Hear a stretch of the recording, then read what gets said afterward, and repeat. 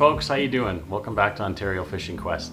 I'm going on a 75-kilometer 4-day hike in the wintertime by myself. Why, you might ask?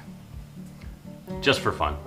Winter is an absolutely beautiful time to get outside. It's a wonderful time to go on a hiking trip or a backpacking trip with people or by yourself. It's not something to be afraid of, but it is something that you have to pack accordingly for. A lot of this gear I'm going to show you isn't dedicated backpacking gear. I don't have a dedicated ultralight setup for backpacking. A lot of this stuff just crosses over from backpacking to canoe trips, and it serves dual purpose really for me. Seeing as it's Christmas time, I think a lot of this gear would be an awesome gift for the outdoor enthusiast in your life, or just as a gift for yourself. So let's get started with the backpack that's going to be carrying all this gear for me for 4 days over 75K. This is the Mec Forge 75-liter pack. I did a ton of research before getting this pack, and so far I'm very impressed with it. It holds a ton of gear. It's got lots of external pockets. It's fairly lightweight. It's got a really good back support ventilation system on it with the straps around your waist. So I got this highly reviewed backpack from Mec that was on a Black Friday deal, and I think I got it for 120 bucks. I'll show you at the end of the video this thing fully packed with all this gear that I'm going to show you today. Moving on to shelter. This is the Eureka Suma 2-person tent. It weighs in at right around 4 pounds, so again, it's not a dedicated ultralight backpacking tent. It's a crossover backpacking and canoe trip tent. And I could pack it down a lot smaller, honestly, but I have the the poles in there. You could pack it down a lot smaller if you took the poles out and packed them separately, and then compacted the tent body and the fly down. But I'm strapping it to the outside of my backpack, so it doesn't really concern me. This is a 3-season tent. It is not a 4-season or winter tent. I'm just making do with it. But it's got really excellent ventilation, it's really well made, and it's a very simple setup, very quick, and that's exactly what I was looking for. And I grabbed this from outdoorsoriented.com. My sleeping pad is an Exped Downmat Lite 5. So it has an R value of 5, which is very good for me because I sleep pretty hot anyways. You can get up to 9, I believe, in an R value, but something right in the middle, right around R5 for me is perfect. When you buy an Exped sleeping pad, they come with these little pumps, and this is perfect because this way you can avoid blowing into your sleeping pad to inflate it and getting all the condensation from your breath inside your pad. So it's a much better solution. It's much easier to use these little pump sacks that pack down to nothing, and they fit right inside the stuff sack. Next up is the sleeping bag. And this one right here is the Marmot Trestles 15-degree Fahrenheit bag, which is minus 9 degrees Celsius. I debated on bringing a smaller sleeping bag and then putting a liner in it, but in the end I decided to just bring this sort of bigger, bulkier bag because I've had this in temperatures down to minus 16, and it kept me really warm throughout the night, so I know it's going to keep me warm in these temperatures of minus 12, minus 15. The downside of this bag is that it's a synthetic bag as opposed to a down. Down really compresses a lot easier. This one being synthetic, this is as far as I can really stuff it down to. It could probably go a little more if I tried really hard, so it does take up a lot of room in your pack, but in the end it's probably the most valuable piece of kit that you'll bring with you. The pillow that I love to use is this little self-inflating pillow from Mec. It's just a simple little thing. It packs down to not very big, and I absolutely love it. The thing I like the most about this is it fits really well inside the hood of a mummy style bag. It sits in there really nicely and it doesn't want to fall out. Okay, let's do some kitchen items. This is my little pot kit here. That sounds bad. This is my little kitchen kit here. This has a zebra pot and a whole bunch of stuff in it, like my coffee cup, and I'll break down how all that works. See how this works here?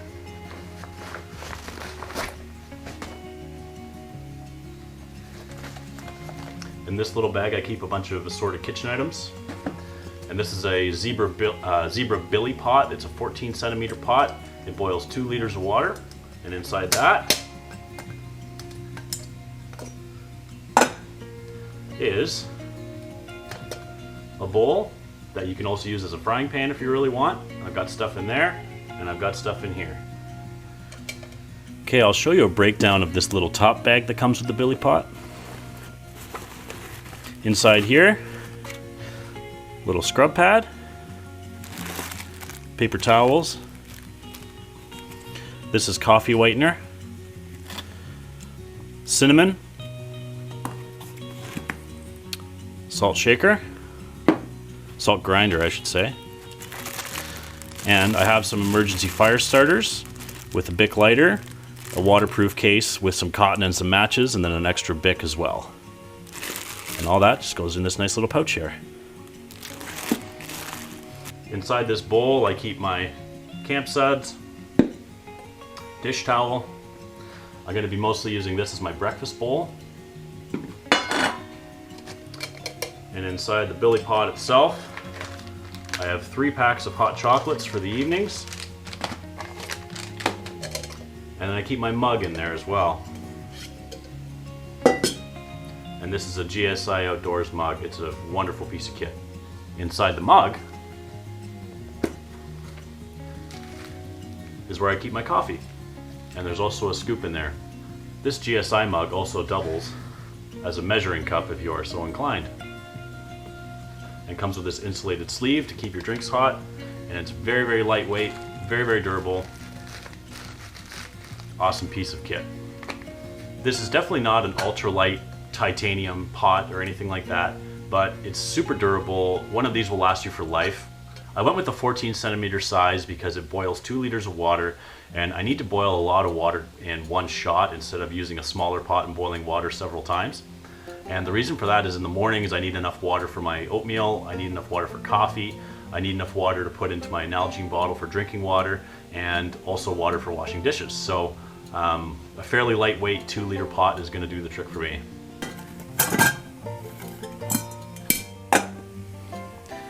Take the GSI mug that has the coffee grinds and the scoop in there, hot chocolate packets,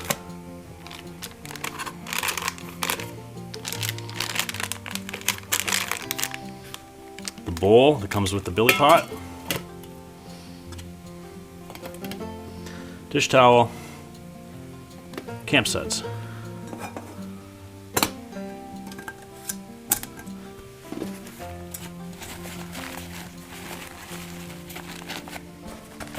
All this goes inside here.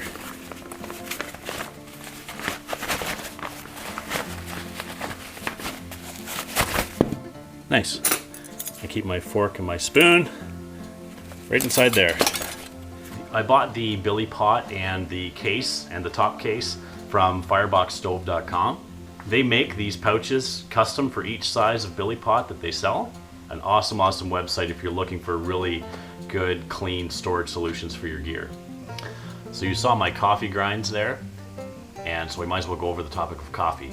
This is a French press. This is an Espro travel press Ultralight. And Espro is a Canadian company.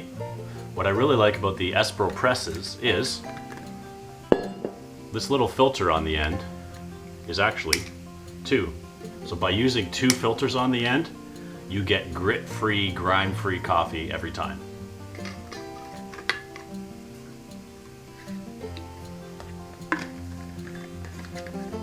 I know using a French press is not an ultralight backpacker's way of making coffee, but honestly, making great coffee is something I'm not going to compromise on, and I'm far too addicted to it. Moving on with kitchen. And also, since I'm not bringing any fuel canisters or anything like that, I'm using fire as my fuel source. I'm bringing a little grill along. This will mean that I can set up a fire, I can put the grill over top, and I can boil my water that way and cook all my food. This is a little Coghlans backpacking grill, I think it's called. It's just a 12-inch by 6-inch grill with little legs on it.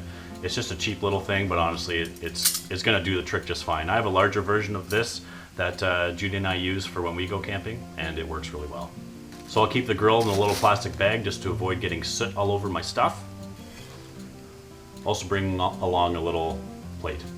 I'm not bringing along any water filter or anything like that because it's just going to freeze. So what I have to do is boil all my water. I'll be doing that by either just boiling snow down, or there's lots of lakes around, so if I can break through some ice and get some water that way, I'll just boil that. I'm bringing along a 1-liter Nalgene bottle, and I'm bringing a Nalgene and not another brand because of a specific reason. And that is because since I have to boil all my water and cool it down, you can put boiling water into a Nalgene bottle and it won't distort the plastic at all.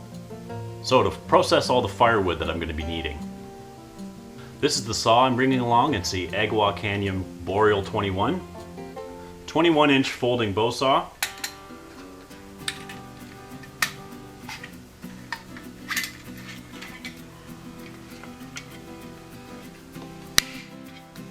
That's how it looks. You've probably seen people using these on YouTube, Joe Robinette and that. These are absolutely fantastic tools. They are very reliable, very dependable. They cut wood very quickly and they pack down to almost nothing. I'm also bringing along this little hatchet that I inherited from my grandpa before he passed away.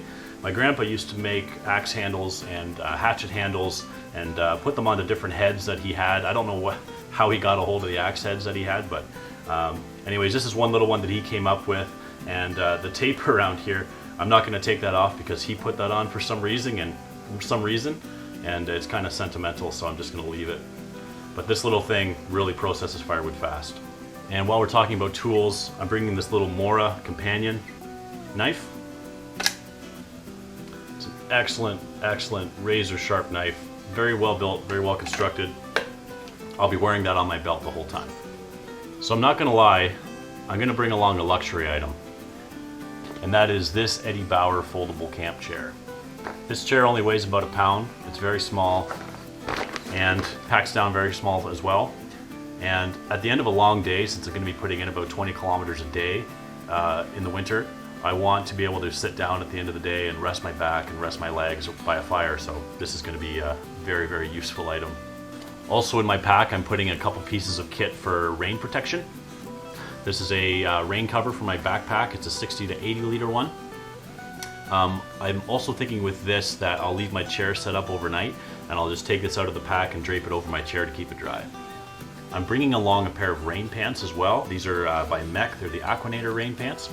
Super small, very lightweight, very good rain protection, and they pack down very, very small, so I have no issue bringing those along. Let's talk about my little Possibles pouch. Inside here, where I keep stuff to do my business. Toilet paper, Purell wipes, trowel, that's self-explanatory I think. Hand sanitizer, also where I keep a headlamp. Inside this pouch I also keep a little first aid kit down there, as well as some extra paracord up on the top.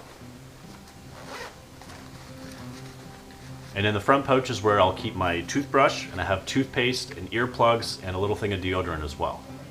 I like to bring earplugs along, especially in the wintertime, because I'm not worried about bears coming up to my campsite or anything like that, and that'll make sure that I don't get woken up in the middle of the night by a squirrel or something. Okay, extra clothes. This is my clothes bag. It's very small, I know.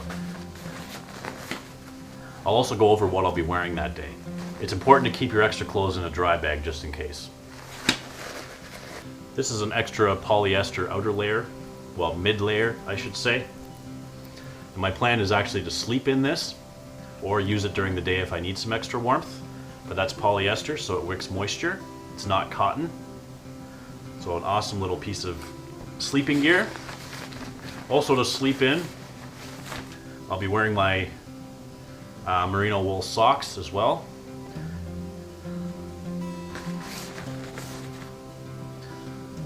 I'll be using a toque while I sleep as well.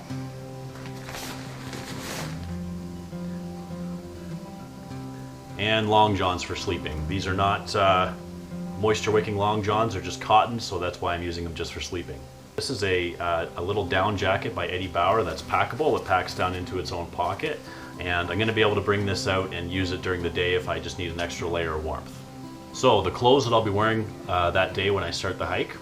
My base layer is going to be this moisture wicking strike fishing jersey, but any sort of polyester or spandex material as your base layer that's going to wick moisture is something that you want to wear. On top of that is going to be this fleece top by Eddie Bauer with a neck collar on it, help keep your neck warm. Fleece is an awesome option for a mid or an outer layer. And then my coat is going to be this very warm and trusty old leather coat that I've had for, I think I was grade 9 when I got this, a long, long time ago. But it's very, very durable. It can take hauling out logs, it can take walking through bush and brush and not tear up or anything like that, and it keeps me very warm and pretty dry for the most part too. My pants are going to be these fleece-lined snow pants by Bauer. You can tell I like Bauer because there's an outlet store not far from us and we can get stuff really cheap. And I'll be wearing a pair of Mec Kokanee gaiters on the bottom half of these just to help keep snow out of my boots and help keep my pants dry. Those gaiters are still in the mail though, I haven't actually got them yet. Underneath those snow pants is going to be these moisture wicking long johns. These are made by Mountain Warehouse. They're very inexpensive, but they're very, very good. They keep you very warm and they wick the moisture away from your legs. As well as leather gloves, insulated, toque, and then merino wool socks. Okay, let's go over food. Inside this little bag is where I'm going to keep my food for the first day, which is going to be my lunch of fruit snacks, a fruit bar, pepperettes, and a half a cup of trail mix. And I'm going to be adding a Cliff Bar and a Baby Bell to this as well. And that'll be my lunch for the first day and actually every day to follow. For my supper that night, I'm going to be bringing a steak along, which will also go in this pack. I'll start with it frozen. By the time I get to my site, I'm sure it'll be thawed out enough just for me to put on the fire and cook. And some rice sidekicks. For the last 3 days of the trip, this is my food bag here. It's pretty small, but it's got some weight to it. I have my breakfasts and my lunches and my supper for 3 days in here. For my breakfast, I have 3 bags of oatmeal. Each one consists of 1 packet of apple and cinnamon oatmeal combined with a full cup of just regular Quaker oats. And that gives me a nice full bowl of oatmeal in the morning. And I don't like to use just the packets on their own because there's so much sugar in those. It's good to supplement them with just your regular oatmeal. And it adds some flavor when you use a packet combined with just regular oats. So use 1 packet of prepackaged oatmeal, whatever flavor you want, combine it with 1 cup of just regular Quaker oats, you've got an awesome tasting breakfast. So I have all these bags, 1 per day, of what I'll be eating for lunch, and I can eat this on the fly as well. So again, it's just fruit snacks, fruit bar, 3 pepperettes, half a cup of trail mix, and I'll be adding a Cliff Bar and a Baby Bell to each one, and that's what I'll be eating every day for lunch. So after I eat the steak and the rice sidekicks for the first night, on the second and third nights, I'm eating spaghetti. That's enough for 2 meals right there. And this meat stick, this spicy mini pepper salami stick that my wife got me. So these are great obviously because you don't have to freeze them. You can slice it up and eat it just as is. You can put it over the fire and grill it and add it to a pasta like this. It's an awesome an awesome thing to bring. So that's the breakdown of everything that I'm bringing for this trip. I'll get it all packed into my pack and show you how it sits. This goes in the very bottom, laying flat.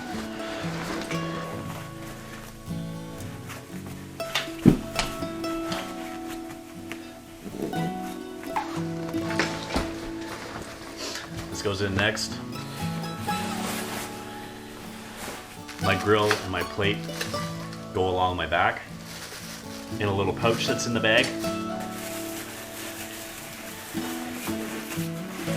Sleeping pad, chair, pot and kitchen stuff.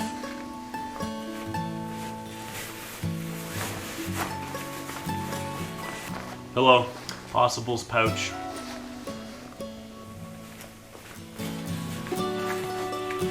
That's got the toilet paper in it, so I've got it up on the top of my bag where I can grab it quickly. French press. Up the top.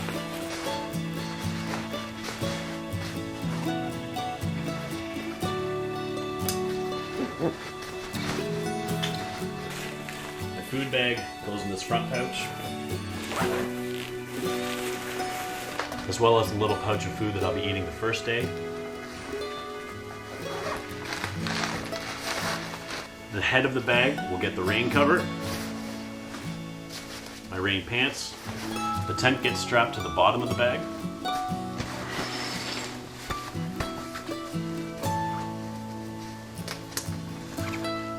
The saw gets strapped to the side. There's also these handy little Velcro straps. They're meant for trekking poles, but they'll work for the saw. My hatchet goes and the other little Velcro strap. last but not least, my Nalgene.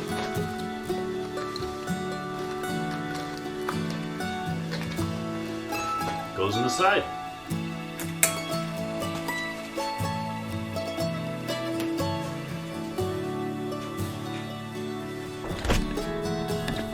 It's getting hot in there with the fire.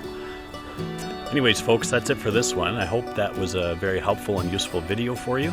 If I survive this epic winter adventure, I'll be making videos of it and I'll be posting them on my YouTube channel. I'll be posting some pictures on my Instagram page at Ontario Fishing Quest, so be sure to go give that a follow. Thanks so much, folks. Thanks so much for tuning in, and we'll see you on the next one.